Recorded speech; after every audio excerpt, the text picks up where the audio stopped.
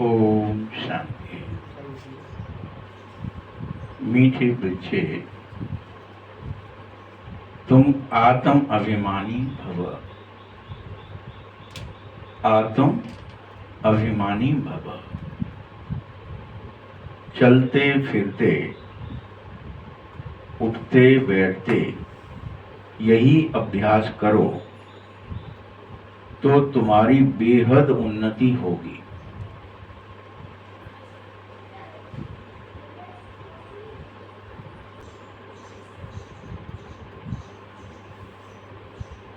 प्रश्न है, बाबा की एक्यूरेट याद किन बच्चों की बुद्धि में रहेगी?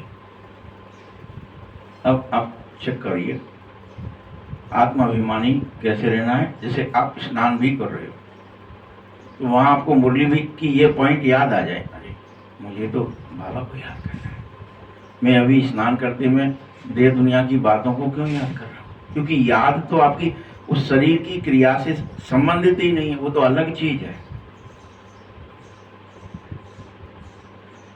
चलते फिरते भी आप ये नहीं कह सकते कि हम तो चल रहे थे। याद तो भी कुछ है, याद अलग चीज है, चलना अलग चीज है।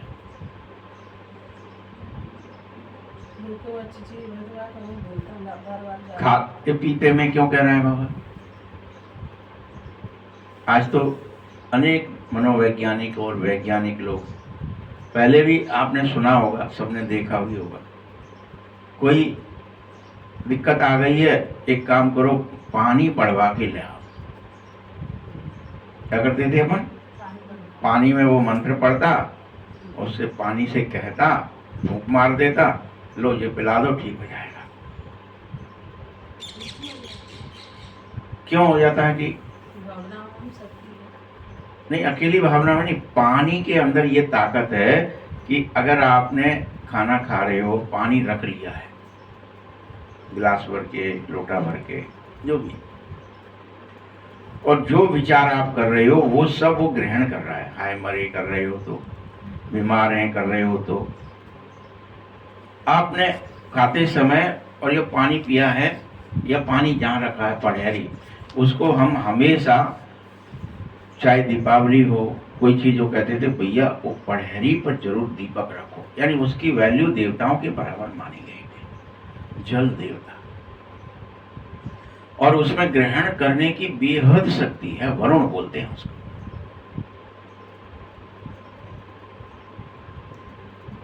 तो अगर पानी भरा है और उस रसोई में या जहां पानी आपका, जिसको आप पियोगे, मटके में है, किसी में भी है, वो सुन रहा है, वो क्या सुनता है? वो आपके हृदय की बात सुनता है, मन की।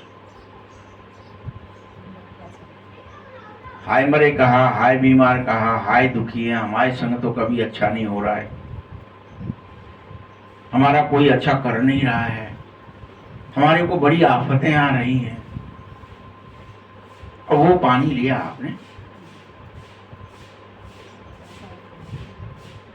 ये प्रक्रिया को चूंकि समझते तो तभी तो सूर्य भाई यो करते रहते हैं, पानी से ये बोलो तब पियो, पानी से ये बोलो तब पियो। क्यों कर रहे हैं?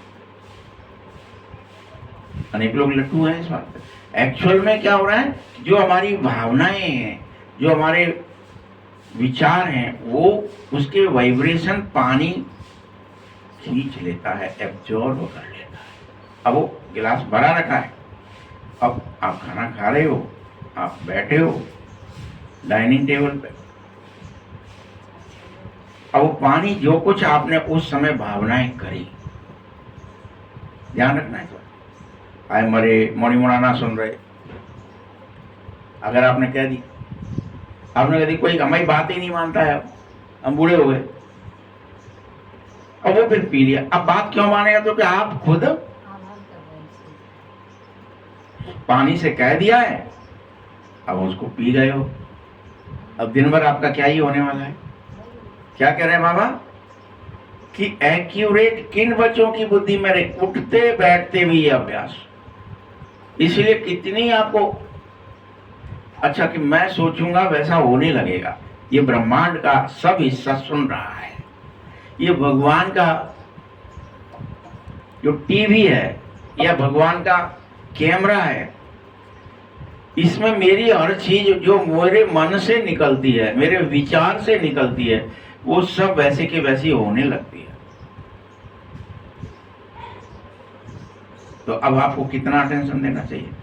स्नान करते समय भी क्यों कह रहे हैं कि वहां पानी है, वो सुना, उसको आपने ऊपर डाल लिया, हाय मरे करके डाल लिया। तो अब दिन भर हाय मरे होने हैं, तो क्या आपने क्या कर लिया? ये साइंटिफिकली प्रूव है। बाबा तो मुरलियों में कहता ही है, अब विज्ञान भी कह रहा है। अब विज्ञान कहेगा तो आप मान लोगे, बाबा कहेगा तो आपको समझ में नहीं आती। इसीलिए उठते बैठते भी, अब उठ रहे हैं, बैठ रहे हैं, क्या होगा? चलते फिरते भी हाय मरे, कोई एक्सीडेंट नहीं हो जाए, फलाना नहीं होगा। तो तुम क्या कर रहे हो? आवाहन कर रहे हो। कोई घर से बाहर निकला तो उसको ये पहन के जा, ये हेलमेट लगाया जा, मर जाएगा। अंदर से कह रहे हो मर जाएगा, बाहर नहीं कह पा रहे उससे, कहेंगे तो बुरा मान जाएगा कोई। हेलमेट लगा, काहे के लिए? चिंता क्या है? विचार क्या कर लिया आपने उसके लिए? कहीं मर ना जाए।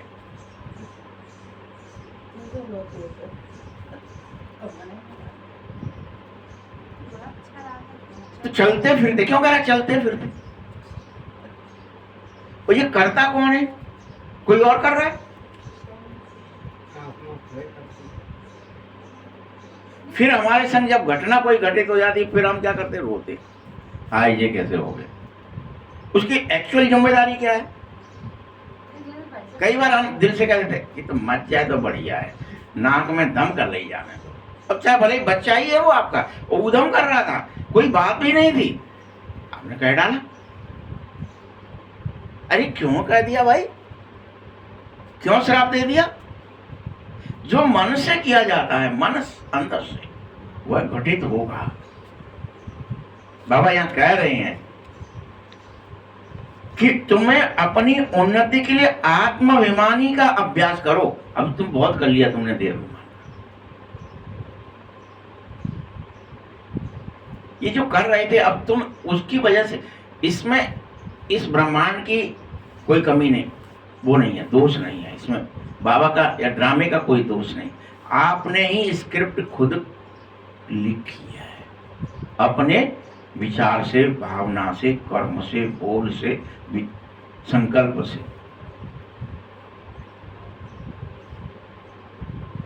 तो बाबा कहता है, जिन बच्चों ने मुझे एक्यूरेट जान लिया, अब ये जानना कहेंगे इस चीज को कि अच्छा ये चीजें ऐसे काम करती हैं, मैंने आपने जान लिया कि मैं कुछ भी करूंगा, अभी अभी कुछ भी सोचूंगा, उसका असर होने वाला है। अभी नहीं, 1 महीने बाद, 1 साल बाद, लेकिन अब उसका असर होगा मेरे ऊपर, ये सबके ऊपर। तो कितना सोच के ऊपर कंट्रोल करना चाहिए फिर कि मुझे तो पॉजिटिव ही सोचना है। अरे सब खुद सुख हो, खुशी हो रहे हैं, सब धन धान बढ़ रही है, पानी की तरह बारिश जैसे होती है वैसे धन बरस रहा है। कुछ जा रहा है क्या ऐसा सोचने में? खुशियां बरस रही हैं मेरे घरों में, या संसार के ऊपर, पूरे देश के ऊपर, कुछ तो सोच लो। आप संसार का नहीं सोच सकते, देश के ऊपर, देश का नहीं सोच सकते, प्रदेश के नहीं, मोहल्ले का ही, अपने घर का ही सोच लो कि मेरे ऊपर खुशी की, सुख की, आनंद की, प्रेम की वर्षा हो रही है। मेरा शरीर निरोगी हो रहा है, मेरे सारा संसार में सब जितने मेरे संबंधी है, रिश्तेदार हैं, वो सब कहीं भी हैं, वो सब सुखी हो रहे हैं। कई बच्चे कहते, बाबा हम इस चीज को बार बार भूल जाते, एक्यूरेट बाबा को भूल जाते, बिंदु को भूल जाते। अरे जब भक्ति कर रहे थे तो अखंड ज्योति समझकर याद कर रहे थे, तो अभी तुम्हें क्या ही दिक्कत है? पहले पहले ये निश्चय करो, वह अति सूक्ष्म बिंदु है और याद एक्यूरेट रहे।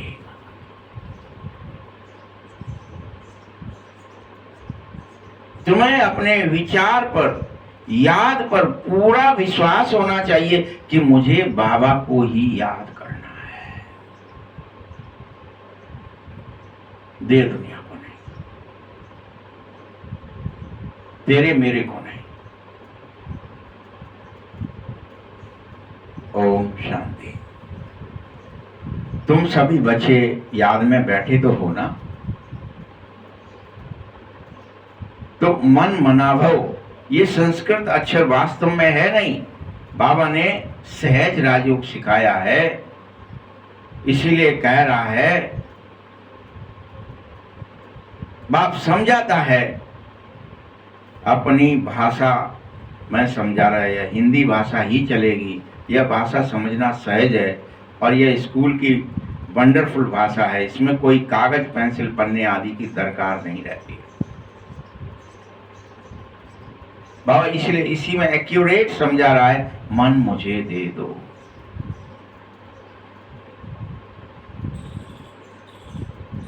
ये विचार, ये मन मुझे दे दो, माने ये विचार को मेरे लिए करो, बस यही याद है।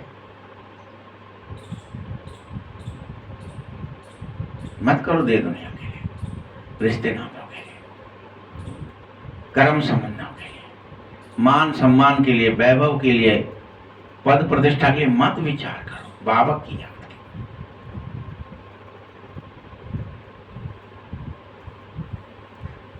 यहां सिर्फ एक अक्षर को याद करना है, बस मुझ बाप को। कोई 10वीं चीज नहीं बोल रहा कि तुम भूल जाओगे, कितना याद किया कितना भूल गया। ईश्वर को, परमात्मा को, भगवान को अथवा परमपिता परमात्मा को कोई याद न करे, ये मुश्किल है। याद सभी करते हो, परंतु मेरी यथार्थ पहचान नहीं है कि मैं अति सूक्ष्म बिंदु रूप हूं और मैं सब चीज बाबा के पास है, एब्जॉर्ब कर लेता है, सब अति सूक्ष्म हो।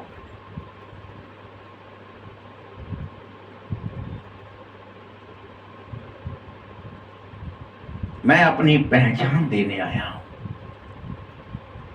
शास्त्रों में जो कल्प की आयु लिख दी है इतनी लंबी, इसके भी मैं कल्प की भी पहचान देने आया हूं। कैसी नहीं है?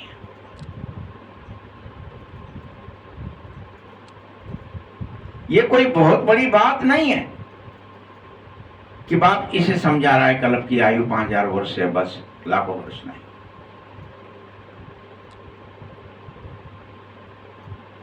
अहिल्याएं और बूढ़ी बूढ़ी माताएं क्या समझें, इसीलिए बहुत सहज करके समझा रहा हूं कि जो सोचोगे, विचार करोगे, भावनाएं करोगे, वैसे कर्म होंगे और वैसे ही तुम बन जाएंगे।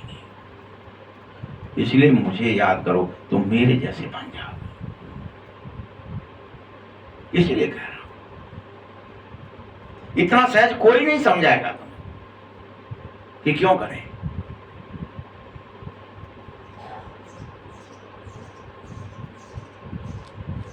बोलो ये तो सहज है ना, बूढ़ी बूढ़ी माताएं भी समझ सकती हैं ना, छोटे बच्चे भी समझ सकते हैं ना।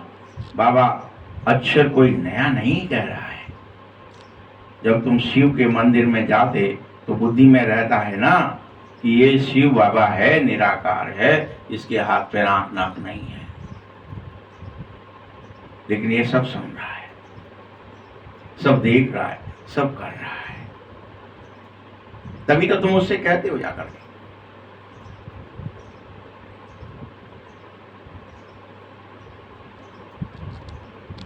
और सभी मनुष्य मात्र मुझे बाबा कहते हैं, सभी आत्माओं का पिता हूं मैं, एक ही हूं, कोई दो चार नहीं, 10-20 नहीं। तुम सब जीव आत्माएं जो शरीर में निवास कर रही हो, मुझ बाप को याद करो। बस मेरे लिए विचार करो, मेरे लिए भावनाएं करो, मेरे लिए कर्म करो, मुझे याद करो। उठते में भी, खाते में भी, नहाते में भी, सोते में भी, जगते में भी, फिर बैठकर भी करो। उसे तुम्हें समझ में आएगा कि मैंने दिन भर में क्या किया था कि नहीं किया था।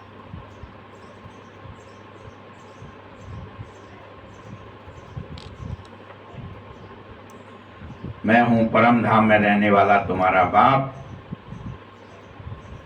और तुम भी स्वीकार करो कि हम भी वहीं के रहने वाले हैं। हम परम धाम के ही हैं, वहीं से एक्टिंग करने आए हैं। हम भी अति सूक्ष्म बिंदु रूप है। हमने शरीर यहां धारण कर लिया है, पहन लिया है, ओढ़ लिया है। अब मुझे सिर्फ बाप को ही याद करना है। चाहते भी हो कि हम पवित्र बने, तो पवित्र बनने का दूसरा कोई उपाय नहीं है सिवाय भगवान की याद के। पवित्र कोई आप किसी और चीज से, अपने विचार भावनाएं गलत कर ली और आप शरीर को नहला लो, धुला लो, कुछ भी कर लो, गलत विचार आ गया बुद्धि में, मन में, संस्कार में, कर्म हो गया गलत, मतलब आप पतित हैं। और बाकी कुछ कर रहे हैं तो दिखावा और ढोंग कर रहे हैं, सब श्रम कर रहे हैं, मेहनत कर रहे हैं बस बेवजह की। इसे प्यार नहीं कर रहे बाबा। बुलाते भी हो, हे पतित पावन आ जाओ, हमें पवित्र बना जाओ। बच्चे, बाप का काम ही है, एक ही आदेश दे रहा हूं, बस याद करो, अपने आप पवित्र हो। मुझे करना नहीं है कुछ, बाबा कुछ नहीं करेगा तुम्हें पवित्र बनाने के लिए। बाबा को याद करो, तुम खुद ब खुद पवित्र हो जाएंगे। जैसे सूरज है या अग्नि है, वो कुछ नहीं करती है, तुम उसके संपर्क में रहो, ऑटोमेटिक तुम आग हो जाएंगे।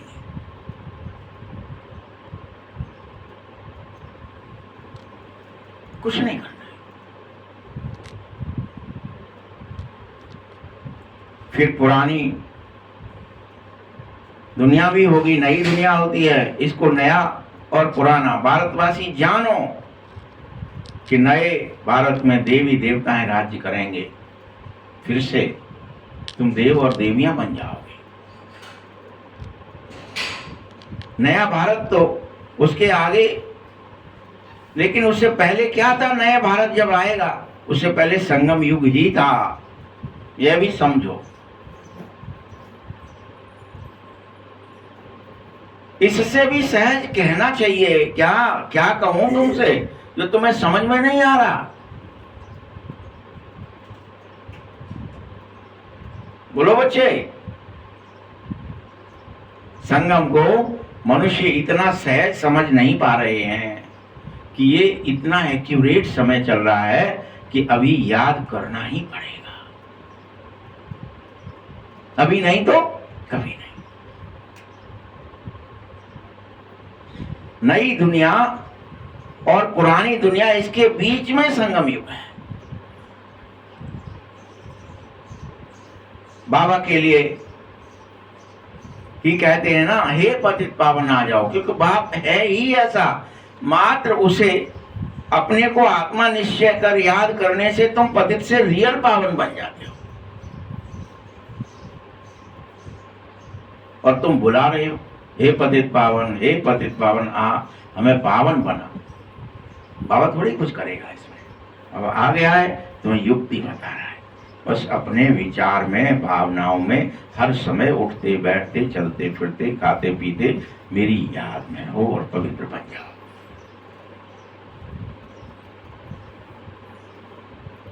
तुम पतित बन गए हो क्योंकि तुम व्यर्थ संकल्प में चले जाते हो।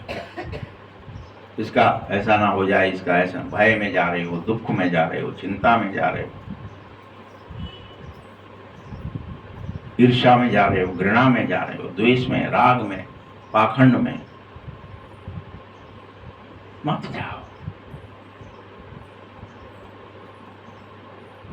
इसी से तुम पतित बने हो।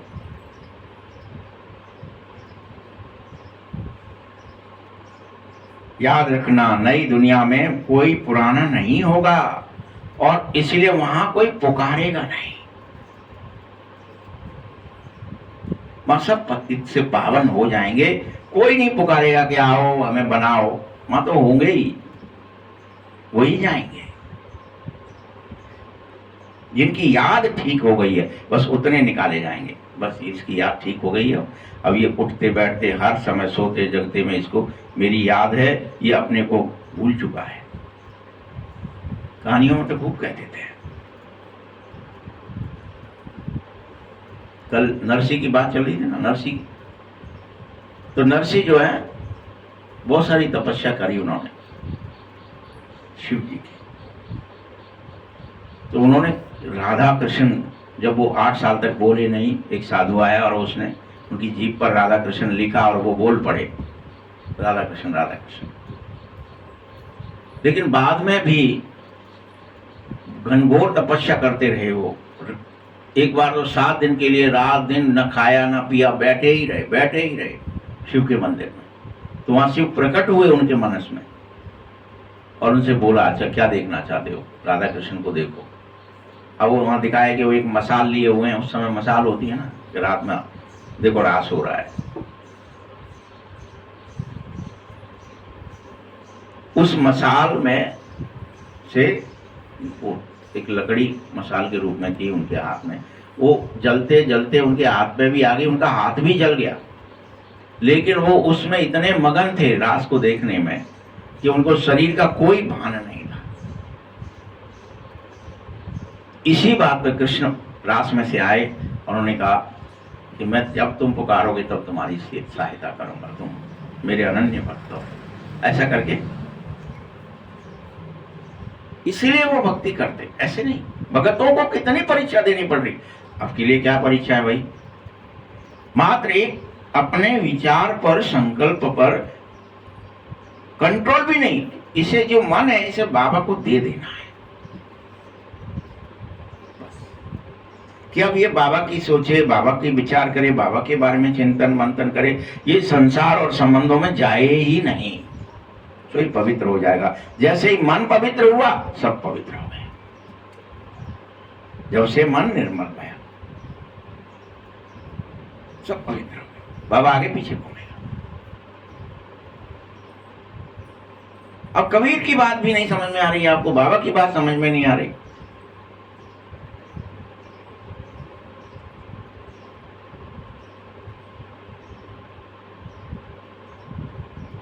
इसलिए वहां कोई पुकार नहीं होती है, क्योंकि पावन बन जाते तब सत्य हो जाएंगे। अभी तुम्हारी समझ में आ गया? बोलो बच्चे कि भारत पवित्र था। हे पतित पावन आओ, ये बहुत समय से तुम बुला रहे थे, 63 जन्म से कह रहे थे। तुम्हें पता ही नहीं था कि पतित दुनिया कब पूरी हो जाएगी और पावन दुनिया भी आएगी। क्योंकि शास्त्रों में ऐसे लिख दिया है कि अभी तो सिर्फ 40,000 वर्ष कलयुग पतित दुनिया और चलने वाली है। बिल्कुल ही घोर अंधकार में पटक दिया है।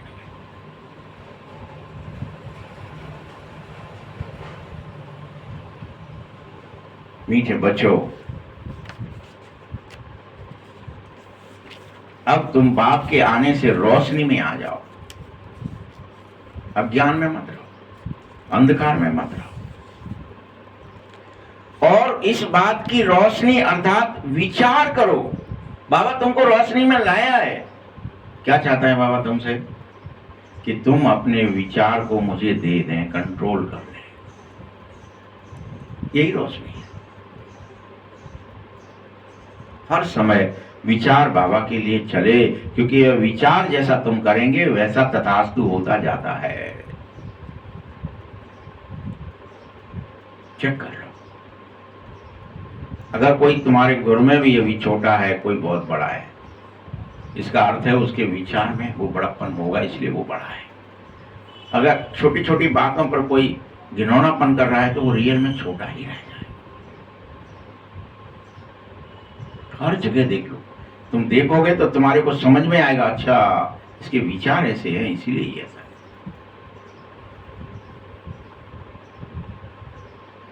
कुछ भी, कोई भी जो महान होता है, चाहे वो संत बन जाए, साधु बन जाए, महात्मा बन जाए, उसके विचार सबके लिए एक जैसे हो जाते हैं, पवित्र हो जाते हैं, तो देवता महात्मा कहलाता है। यूं ही नहीं कोई पैर पड़ो गया, वो सबका भला करने की चेष्टा करता रहेगा, कोई भी पहुंच जाए उसके बाद वो पक्षपात नहीं करेगा।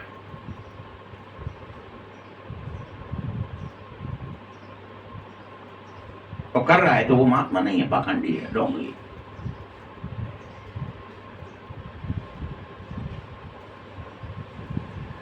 मीठे बच्चों, ये याद रखना, तुम कल ही राज्य करते थे, लक्ष्मी नारायण का राज्य था, उसे स्वर्ग कहा जा रहा था, पवित्र दुनिया थी, कोई तरह का उपद्रव नहीं हो सकता वहां, कोई तरह का, कोई न दैहिक न दैविक न भौतिक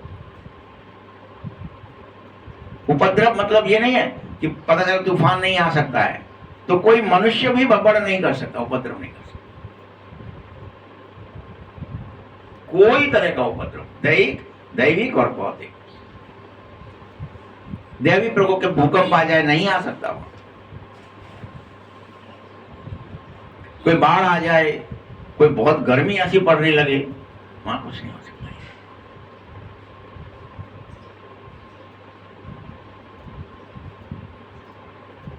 उपद्रव तो रावण राज्य के बाद शुरू होते हैं, इसलिए यहां तुमको बाप समझा रहा है, तुम सन्मुख कानों से सुनो। कौन सुना रहा है और कौन सुनता है? बाप सुना रहा है, आत्मा सुनती है। तुम आत्मा को बड़ी खुशी होनी चाहिए, फिर से हमको परमात्मा मिला है, बाप मिला है, इसलिए मुझे बाबा की आज्ञा श्रीमत माननी है और हर समय मुझे उठते बैठते बाबा की याद में चले जाना है, क्योंकि मेरा विचार संसार में जाएगा और फिर से दुख का विचार आ जाएगा और मैं दुखी हो जाऊंगा, अशांत हो जाऊंगा, भयभीत हो जाऊंगा, बीमार हो जाऊंगा। ये विचार कर रहा हूं मैं। मुझे तो बाप से वर्षा लेना है। अब बाप कह रहे हैं बस तुम मुझे याद करो। ना इसमें कोई पढ़ने की या लिखने की बात है कि लिखेंगे या पढ़ेंगे तो ही याद आएगा, नहीं। एक एक विचार दे दो बाबा, मन देना है बस।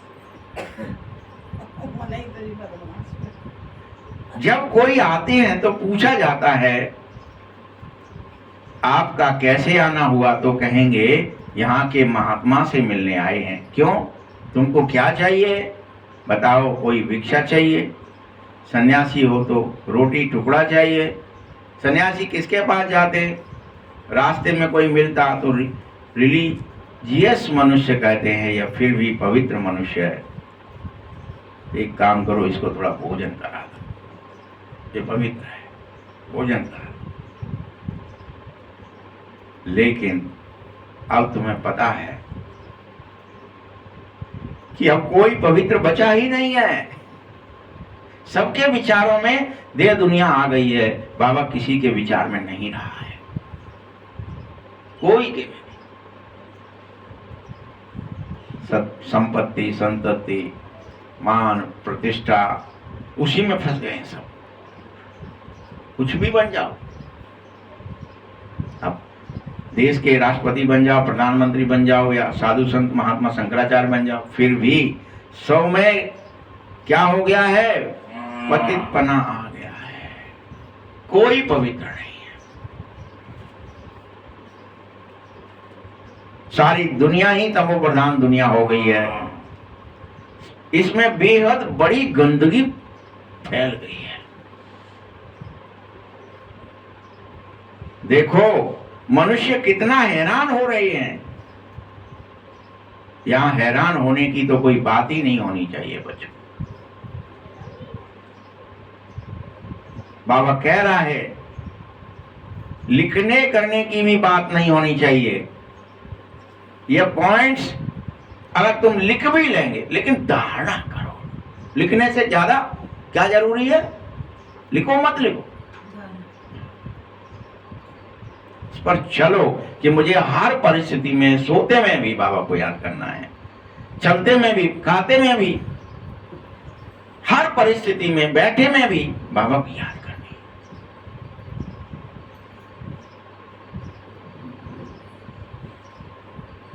सब कुछ धारणा करने के लिए बता रहा हूं, लिखने के लिए नहीं कह रहा। भले लिखो तो धारणा के लिए लिखो कि फिर से पढ़ूं और फिर से मुझे याद आ जाए क्या कहा।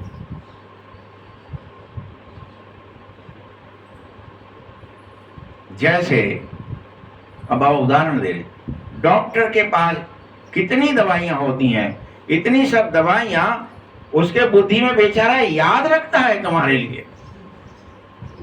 वो किताब तो नहीं खोलता उसी समय, कौन सी दवाई, क्या नाम, क्या नहीं।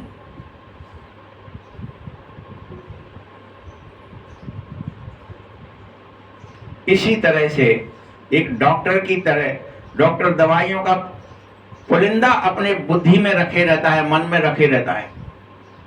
वैसे ही एक वकील भी लॉ की बातों को सदा याद रखता है बेचारा। बाप कैसे कैसे उदाहरण दे रहे हैं। ये लॉ है, इसका ये कानून है, इसकी ये नंबर है, इस पे ये कह दिया जाएगा, उसने ये कहा था पहले, ऐसा निर्णय आया है, अभी अपन इसको ऐसे कर सकते हैं।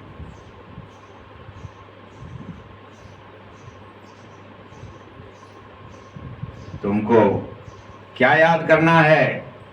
किराने वाले की तरह कोई वस्तुएं याद नहीं रखनी है। कौन से में अलमारी में नमक रखा है, कौन से में हल्दी रखी है, किसको कहां से देना, उसकी क्या कीमत है, उसके बुद्धि में क्या भरा है, उठते बैठते क्या कम हो गया है, क्या फिर से ऑर्डर करना है, यही भरा है।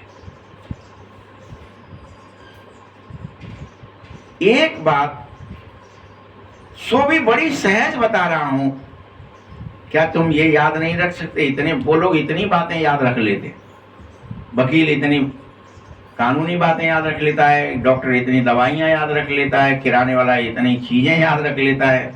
तुम सिर्फ एक बात याद नहीं रख सकते, मुझे याद करो, शिव बाबा को याद करो। पर तुम्हारी बुद्धि इतनी तीक्ष्ण, तुम सोच रहे होंगे हमें याद नहीं रहता है, कोई अगर बहाना मारे हम में से तो उनको बाबा समझाना चाह रहे हैं। मनुष्य तो सभी है ना, अब उसको याद नहीं है क्या? रीति रिवाज वाले लोग घरों में, गांव में आप देखोगे, वो दादी फलानी, अम्मा फलानी, अरे ऐसा किया जाता है, ये हुआ जाता है, ये नियम है। अभी आप शादी करो और उनको बुला लो आप, तो वो बताएंगे इसको कितने बजे जाना है, इसके संग ये पूंछ लगा के जाएगा, इसको ऐसा करके ले जाना है। आप क्या ही करते हो कि इनको याद है, हम भूल गए। मतलब ठटरंग वाली सारी चीजें अनेकों को वही याद है। कपड़े वाले को कपड़े याद हैं, इतने कलर के लाया, इतने कलर के और लाने हैं, इतने बेच दिए, इतने खरीद लिए, इसकी ये कीमत है। वो लिखा है क्या कहीं? लेकिन याद है। तो ऐसे अब क्या कर रहा है बच्चे, फिर भी तुम कहते हो हमें याद नहीं आता। अरे तुम सिर्फ एक शिव बाबा को याद करो। वह कहते हैं शिव बाबा कैसे आएंगे, कैसे याद रहे, हम भूल जाते, सब बहाना मारते। जब हजारों चीज याद कर रख सकते हो, और बात तो एक है, यह भी तुम्हारे सिवाय क्या और किसी को पता है? किसी को पता नहीं है। ईश्वर कहाँ है वह तो कहेंगे, कोई पूछे ईश्वर के विचार सागर मंथन करो तो कहेंगे ईश्वर तो सर्वव्यापी है। अरे बच्चे, इस बात से तो रात दिन का फर्क हो जाता है। नाम रूप से न्यारी कोई चीज नहीं है, फिर क्यों कह रहे हो कि कुत्ता बिल्ली सब में भगवान घुसा है? तो ये एक दूसरे के अपोजिट बात हो गई। एक तरफ कह रहे हो कुत्ता बिल्ली सब में भगवान है, और और खुद ही कह रहे हो कि नाम रूप से न्यारा है। अब नाम रूप से न्यारा है, फिर कुत्ता बिल्ली कैसे हो गया? अब अपोजिट खुद ही कह रहे हो मेरे लिए। बाप अपना परिचय खुद दे रहा है और कह रहा है परिचय देने के बाद कि अब तो मुझे याद करो, अब तो मत भूलो। सहज राजयोग है ये। बाबा कहता है योग का अक्षर निकाल दो, तुम उसके चक्कर में भी मत फंसो, क्योंकि बहुत योग है। बस याद अक्षर रखो, फिर तो कंफ्यूजन नहीं होंगे ना कि जो याद आ रही है मुझे, अब चेक करो मुझे देह की याद है कि दुनिया की याद है कि रिश्तों की याद है, कर्मों की याद है। सो उस याद में रहो। जैसे तुम जब छोटे बच्चे थे या कोई छोटा बच्चा सिर्फ माँ बाप को देखते ही झट उनके गले लग जाता है, उसकी उसे बहुत ज्यादा याद आती है, क्योंकि उसकी याद में वह माँ बाप ही हैं, अभी संसार नहीं है, कम वस्तुएं, इसलिए वो उनसे चिपक जाता है। पहले सोच करेगा क्या कि हमारे माँ बाप हैं, नहीं, उसमें सोच की कोई बात ही नहीं है। वैसे ही तुम्हें भी उस छोटे बच्चे की तरह मुझे झट से याद करना चाहिए। शिव बाबा को याद करो। भक्ति में तुम शिव पर बल फूल चढ़ाते रहे। सोमनाथ का मंदिर कितना भारी तुमने मेरे नाम पर बना दिया।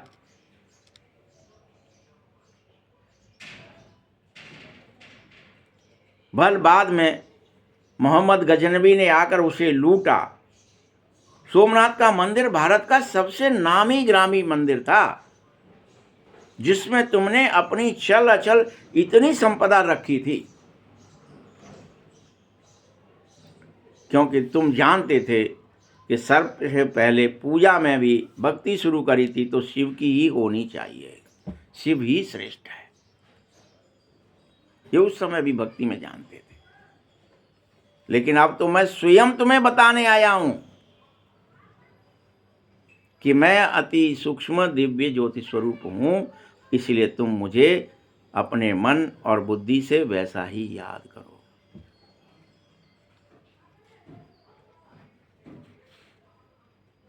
भल अभी तक तुम पूजा आदि करते रहे, परंतु तुमको मेरा पता ही नहीं था कि जितने भी ये चित्र आदि हैं ये जड़ चित्र हैं। मैं तो चैतन्य में तुम्हारे सन्मुख बैठा हूं और तुमसे बात कर रहा हूं, तुम्हें श्रीमत दे रहा हूं, सलाह दे रहा हूं कि तुम सब छोड़कर मुझे याद करो। भल बरस बरस तुम शिव जयंती भी मनाते रहे भक्ति में, और कहते भी रहे कि भगवान शिव निराकार है, परमात्मा है।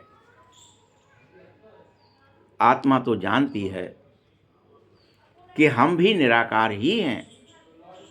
अभी तुम आत्माभिमानी बनो, ये बहुत सहज बात बता रहा हूं। तुम इस देह के अभिमान को भूल जाओ। मैं तुम्हारा पिता, ज्ञान का सागर, सुख का सागर, पवित्रता का सागर, पतित पावन, तुम ये आदेश दे रहा हूं।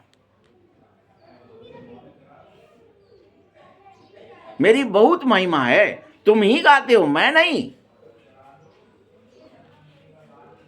जितनी महिमा ब्रह्मा विष्णु शंकर की भी नहीं है, उतनी मेरी महिमा है। तुम एक की ही महिमा गाओ। मैं ही भगवान हूं, मैं ही परमपिता परमात्मा हूं। अब तुम बच्चे जानो कि बाबा आकर हमें वर्षा दे रहे हैं। जैसे लौकिक बाप अपने बच्चों की लालना पालना करता है, पढ़ाई पढ़वाता है, उसे उसकी फीस भरता है,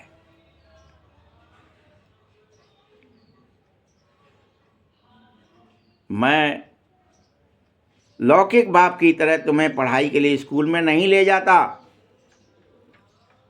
वानप्रस्थ की तरह तुम गुरु करते और जंगलों में जाते। आजकल छोटे बड़े सबको गुरु करा देते हो। यहाँ तो तुम बच्चों को एक ही बात कह रहा हूँ, मैं ही तुम्हारा गुरु सदगुरु हूँ, पिता हूँ, टीचर हूँ। तुम्हें कहीं ले जाने की ज़रूरत नहीं है, बस तुम मुझे याद करो। अलग से किसी को ले जाने की ज़रूरत नहीं, किसी स्कूल में ले जाने की ज़रूरत नहीं है, कोई अलग से पालना और दूंगा। मैं सब कुछ कर रहा हूँ तुम्हारे लिए। तुम सबका हक है मुझे याद करने का। ये भी नहीं है ये याद कर पाएगा, ये नहीं करेगा, इसको करना चाहिए, उसको नहीं करना चाहिए, ये अभी छोटा है, ये बूढ़ा हो गया है, इसको करना चाहिए, ये तो अभी खेलने खाने के दिन है, इसको नहीं करना चाहिए। नहीं, सबको हक है। सब मेरे ही बच्चे हो। तुम्हारे में भी कोई हैं जो अच्छी रीति याद कर रहे हैं और कोई नहीं कर रहे हैं। तुम में से भी जो रोज मुरली सुन रहे हैं, उनमें भी ये भेद हो गया है।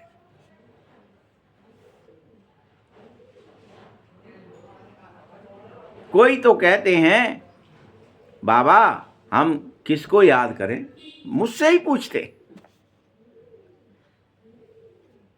बिंदु को कैसे याद करें भला, आप बड़े होते तो कर लेते। बड़ी चीज को याद कर सकते हैं, हम बिंदु को कैसे करें। अच्छा, परमात्मा जिसको तुम याद करते हो वह चीज क्या है, तो कह देंगे वह तो अखंड ज्योति है। नहीं बच्चे, ऐसा नहीं है। मैं अखंड ज्योति समझकर मुझे याद करना भी गलत ही है। याद तो एक्यूरेट चाहिए, पहले एक्यूरेट जानो मुझे। मैं खुद अपना परिचय देने के लिए परमधाम छोड़कर तुम्हारे सन्मुख उपस्थित हुआ हूं। फिर तुम सभी बच्चों को सारे सृष्टि के आदि मध्य अंत का समाचार दे रहा हूं, डिटेल में भी और नट सेल में भी दे रहा हूं। एक एक जानकारी, डिटेल में जानकारी दे रहा है बाबा और नट सेल में भी दे रहा है। अब बाबा कहता है, मीठे बच्चे, अगर तुम्हें पवित्र बनना है तो उसके लिए एक ही उपाय है, मुझे याद करना। कोई संसार में दूसरा उपाय ही नहीं है। मैं ही एकमात्र पतित पावन हूं, बस तुम मुझे याद करो और पावन बन जाओ। तुम सभी आत्माएं पवित्र बन सकते हो, सबको यह हक है,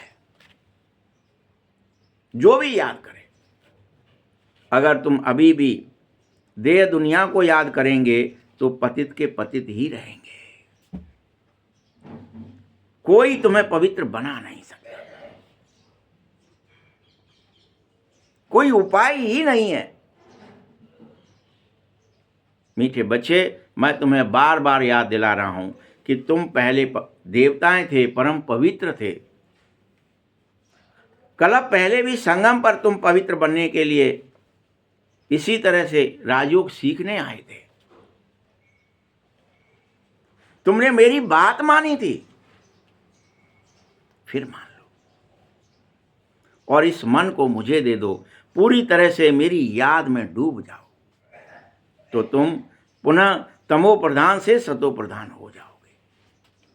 सातों चीजें आपके अंदर आ जाएंगी, पवित्रता, सुख, शांति, सब अंदर आ जाएंगे आपके। बस याद करो।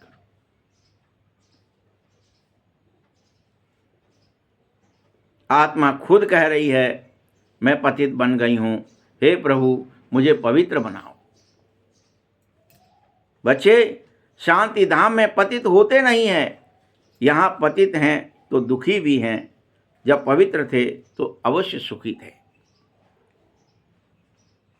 आत्मा तुम्हारी बार बार कहती है, हमें दुख से छुड़ाओ, हमको पावन बनाओ। अरे बच्चे, तुम समझो, तुम्हारी आत्मा ही सब कुछ कर रही है। तुम्हारी देखो, आत्मा ही जज है तो आत्मा ही वकील भी है। ये आत्मा ही बनी है, एक्टिंग कर रही है। परमात्मा ना जज है ना वकील। ऐसे ही आत्मा ही राजा भी है तो आत्मा प्रजा भी है। कर्म के अनुसार। अभी तुम यह शरीर छोड़ दूसरा लेना ही है, इसीलिए तुम सदैव आत्माभिमान में रहो। देह होते आत्माभिमानी बनो। यह देह छूट जाएगी फिर पुरुषार्थ नहीं होगा। अभी कर लो, अभी नहीं करोगे तो फिर कब करोगे? रावण के राज्य में कोई देह अभिमान होता नहीं है, वो आत्माभिमान नहीं होता है, सब देह अभिमानी ही होते हैं, कोई आत्माभिमानी नहीं होता। तभी तो बाप अभी तुम्हें आत्माभिमानी बनाने आया है। आओ और बनो। इस समय तुम आत्मा पतित से पावन बनने का पुरुषार्थ करो। पतित आत्मा होने के कारण दुखी हो जाते हो, बीमार हो जाते हो, अलवेले हो जाते हो, आलसी हो जाते हो और रोते हो, पुकारते, हे भगवान कहाँ हो, आ जाओ। यह भी तुम जानो, ड्रामा प्लान अनुसार पतित से पावन और पावन से पतित बनने का यह खेल चल रहा है। चक्र फिरता ही रहेगा। तुम्हारी बुद्धि में बैठ जाना चाहिए कि कैसे कैसे हमने 84 जन्म लेकर के इस खेल को खेला है। अभी यह बातें तुम्हें भूलो मत, लेकिन इसे स्वदर्शन कहते हैं। भूलो मत कि मैंने 84 जन्म लिए हैं, मैंने ऐसे ऐसे एक्टिंग करी थी, मैं देवता भी था, मैं क्षत्रिय भी बना, वैश्य भी बना, शूद्र भी बन गया, मेरी आत्मा अब फिर से ब्राह्मण बनी है। वे आत्मा में ही वर्ण है।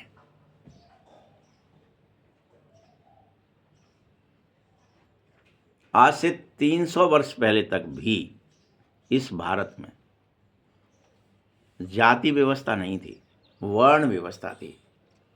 वर्ण धर्म नहीं आश्रमचारी, सुत विरोध रत सब नरना। सब वर्ण में रहते थे, कोई भी जात में नहीं था। इसके लिए ऋग्वेद की ऋचाओं के अंदर वर्णन है, ऋग्वेद में वर्णन है ये बात कि अगर एक पुत्र है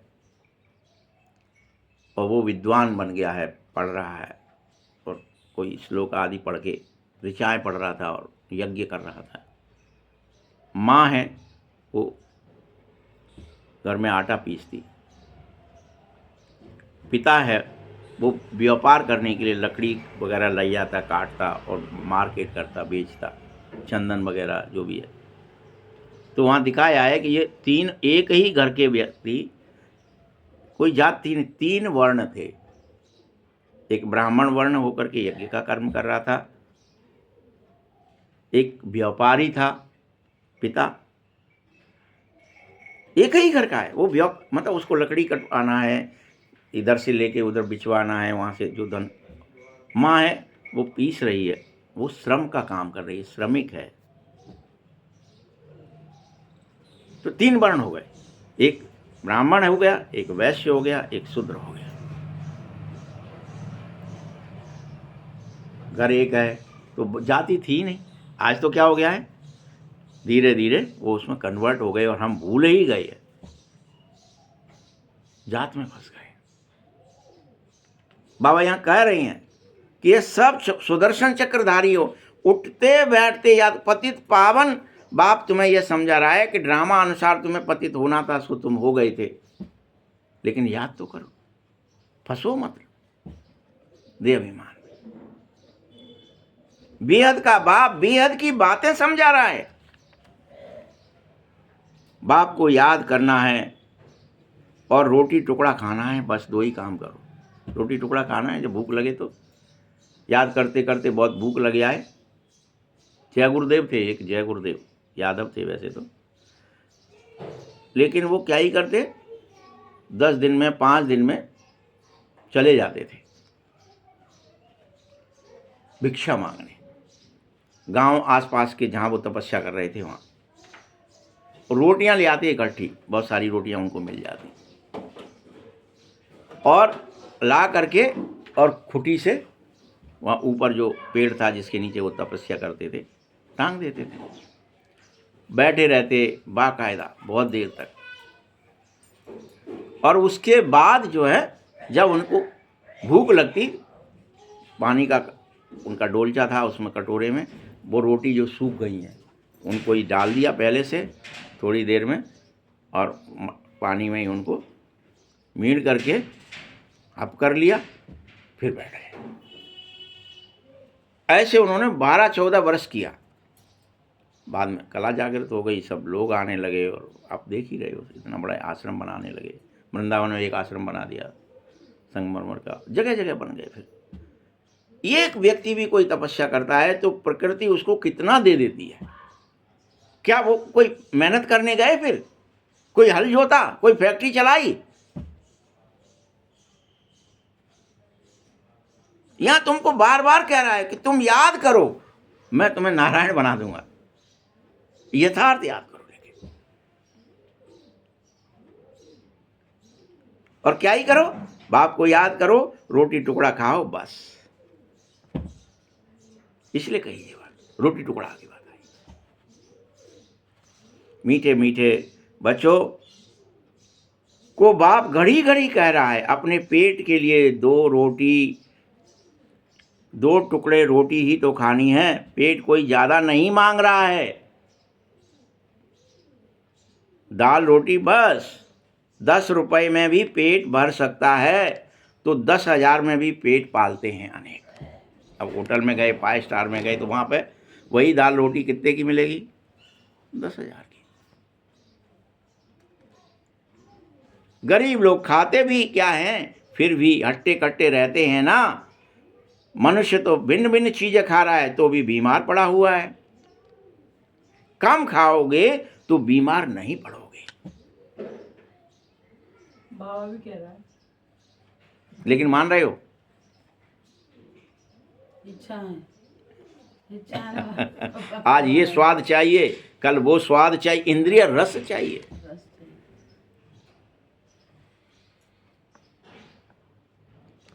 कई डॉक्टर भी जो अच्छे हैं वो कहते हैं कि बस एक ही प्रकार का खाना खाओ तो बीमार कभी नहीं होंगे।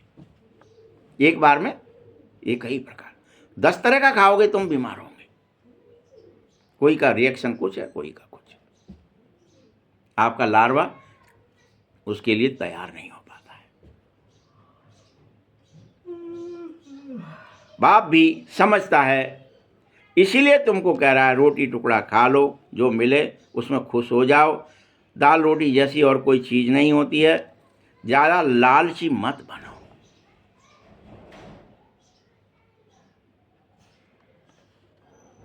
देखो तुमसे अच्छे तो सन्यासी लोग क्या कर रहे, घर बार छोड़ जंगल में चले गए, लेकिन बेचारों को बस यही तो पता नहीं था कि याद क्या करें।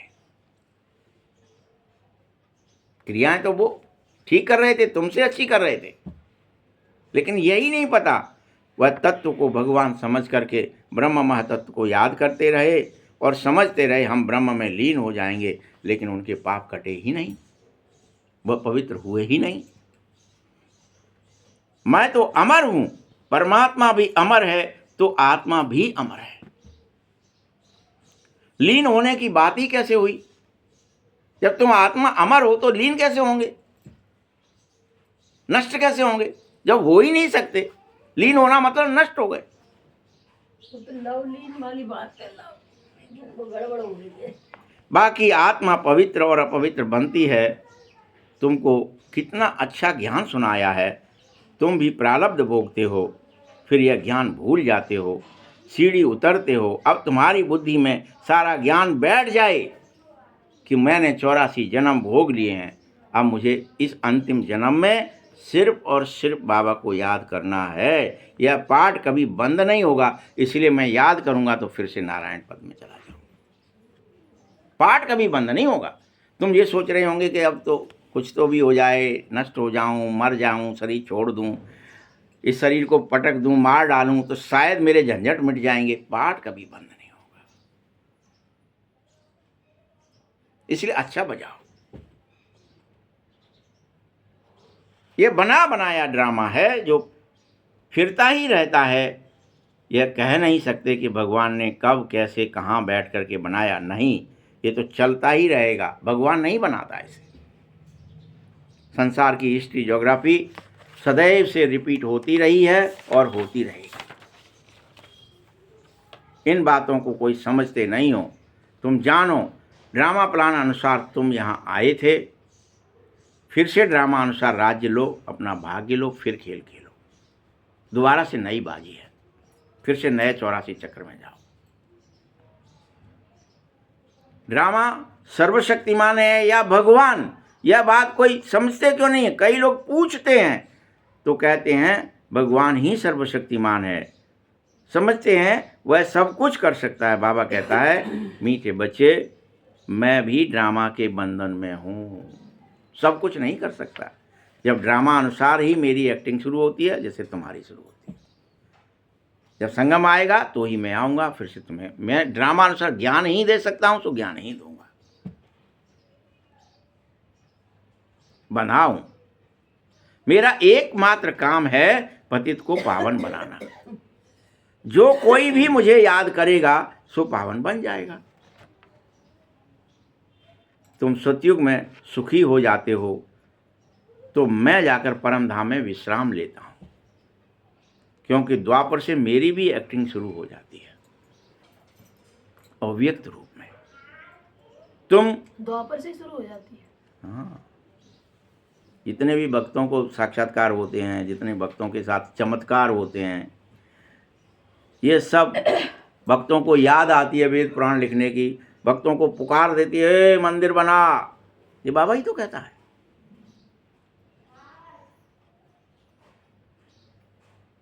जाकर के सहायता करता है, साक्षात्कार में करता है, सपनों में करता है, हकीकत में जाकर के देह धारण करके करता है, शंकर बन जाता है।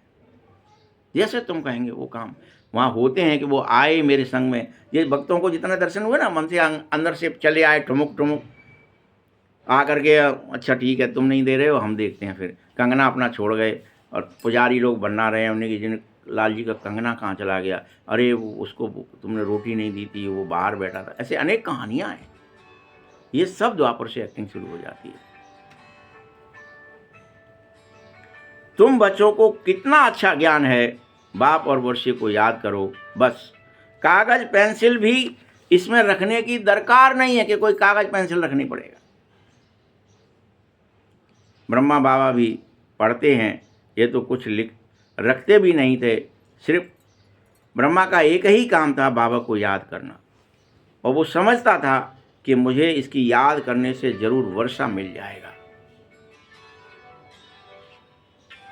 कितना सहज है, याद से तुम एवर रेडी बनो, यही है धारणा की बातें। लिखने से क्या ही फायदा होगा, ये तो सब विनाश ही हो जाएंगी चीज़ें, लिखी हुई भी नहीं रहेंगी।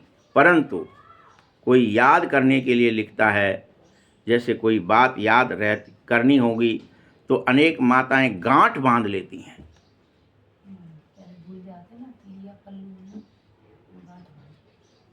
अभी तो गांठ बांध लो कि शिव बाबा से मुझे वर्षा लेना है, शिव बाबा को मुझे याद करना है। एक बार बांध लो ना। यह तो बहुत सहज है ना। योग अर्थात याद में रहो। बाबा याद ठहरती नहीं है। अनेक बच्चियां कहती है योग में बाबा कैसे बैठे, दे मन इधर उधर भाग जाता। अरे बता, लौकिक बाप की याद उठते बैठते चलते फिरते कैसे रहती है, उसको क्यों नहीं भूल जाती है। बाबा समझा रहा है किसी बच्ची को, तुम भी ऐसे सिर्फ मुझे याद करो तो तुम्हारा बेड़ा पार हो जाएगा। बहाने मत बना। अच्छा, मीठे मीठे सकीले दे बच्चों प्रति माता पिता बाप दादा का याद प्यार और गुड मॉर्निंग। रूहानी बाप की, रूहानी बच्चों को नमस्ते। रूहानी बच्चों की भी बाप दादा को बहुत बहुत याद प्यार और नमस्ते। धारणा के लिए मुख्य सार है, स्वदर्शन चक्रधारी बन, 84 का चक्कर बुद्धि में फिराता ही रहे।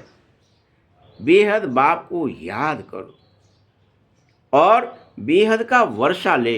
हर हालत में मेरी याद से तू पवित्र बन, तुझे बनना ही होगा।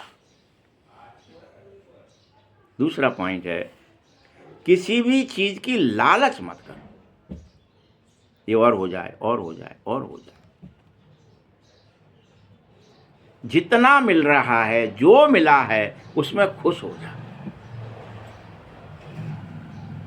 अगर रोटी टुकड़ा भी मिल गया तो भी बस बहुत है, बाबा की याद में फिर से बैठ जा रहे। उसके पीछे ये नहीं कि एक रोटी मिली है 4 दिन के लिए मिल जाए, 10 दिन के लिए मिल जाए, कोई व्यवस्था हो जाए। वरदान है, सर्व के दिलों के राज को जान, सर्व को राजी करने वाला सदा विजयी भव। सर्व के दिलों के राज को जान, सर्व को राजी करने वाला सदा विजयी। विजयी बनने के लिए हर एक के दिल के राज को जानना है। किसी के मुख द्वारा निकलने वाले आवाज़ से उसके दिल के राज को नहीं जान सकोगे। दिल के राज को जानने के लिए तुम्हें अंतर्मुख होना पड़ेगा, तो तुम उसके दिल में क्या चल रहा है वो भी जान जाओगे। वो क्या सोच रहा है इस समय, क्यों आया है, क्या बैठ कर रहा है, कौन से विचार में है। जितना अंतर्मुखी होंगे उतना हर एक के दिल के राज को जान जाएंगे और जो उसको चाहिए उससे उसे बरतू करेंगे और राजी कर देंगे। भैया तू इसमें राजी है, ये ले। राजी करने वाले ही विजयी बनते हैं। स्लोगन है, बैरागी एक ऐसी धरती है जिसमें जो भी फल डालेंगे वह फलीभूत अवश्य होने लगेगा। एक ऐसी धरती है बैराग। अव्यक्त इशारे हैं, अचल अडोल एक रस स्थिति का अनुभव करने के लिए आज क्या करोगे? दिन भर सदा उमंग उल्लास में रहना, एक रस रहना।